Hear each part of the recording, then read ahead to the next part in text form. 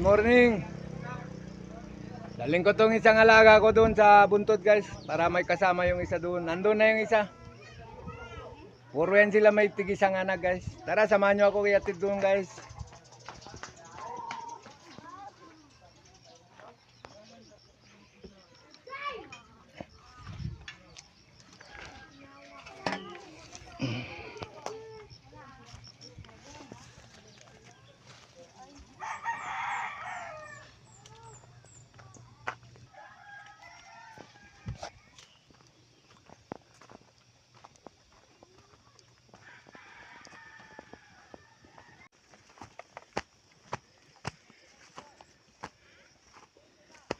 Dito ko na siya ilagay guys para may kasama tong isa ko.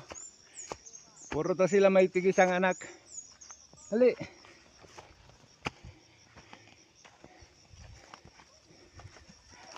Ito yung isa guys oh.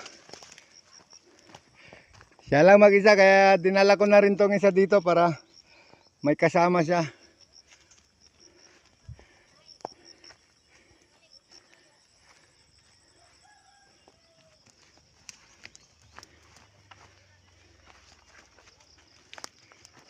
Hali diri.